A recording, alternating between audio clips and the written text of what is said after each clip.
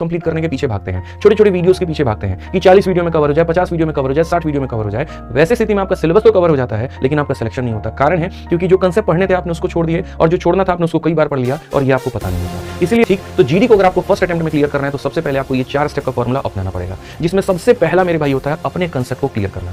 आज के समय अगर हम देखें तो लोग थोड़ा बहुत सिलेबस कंप्लीट करने के पीछे भागते हैं, छोटे छोटे वीडियोस के पीछे भागते हैं कि 40 वीडियो में कवर हो जाए, 50 वीडियो में कवर हो जाए, 60 वीडियो में कवर हो जाए। वैसे स्थिति में आपका सिलेबस तो कवर हो जाता है लेकिन आपका सिलेक्शन नहीं होता। कारण है क्योंकि जो कंसेप्ट पढ़ने थे आपने उसको छोड़ दिए और जो छोड़ना था आपने उसको कई बार पढ़ लिया और ये आपको पता नहीं होता। इसलिए मेरे भाई यहाँ पर कंसेप्ट क्लियरिटी पर सबसे ज्यादा फोकस करें और पूरा सिलेबस कवर करने पर फोकस करें। ये नहीं कि हम 2 चैप्टर छोड़ के चले जा रहे हैं, कुछ चैप्टर स्किप कर देते हैं, कुछ को आधा अधूरा पढ़ देते हैं। इसको पढ़ने के लिए आपके जो 4 विषय हैं उनके अलग अलग शिक्षकों को आप लीजिए। आप इसमें ऑनलाइन से उनसे पढ़ना चाहते हैं, यूट्यूब से तो पढ़ सकते हैं, आप उनके बैचेस लेना चाहते हैं तो वो लेकर के पढ़ सकते हैं, लेकिन अपने सिलेबस को ईमानदारी से पूरा करिए। मैथ्स अगर आपको पूरा करना है तो हमारा वीओडी बैच आता है, उसको लेकर के जल्दी से आप अपने सिलेबस को खत्म कर सकते हैं। एक भी क्वेश्चन मेरे वीओडी बैच से बाहर नहीं आएगा मैथ्स में, मैं आपसे इतना दावा करता हूं।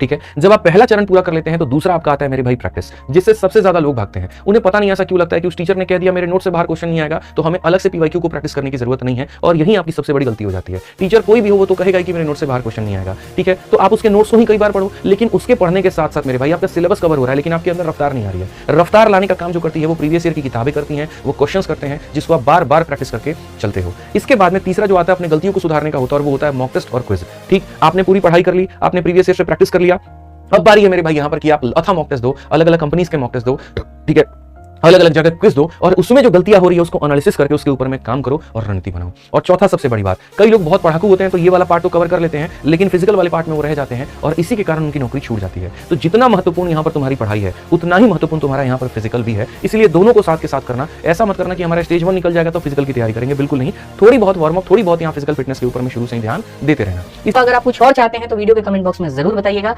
आज के लिए इतना ही, मिलेंगे अगले वीडियो में। जय हिंद।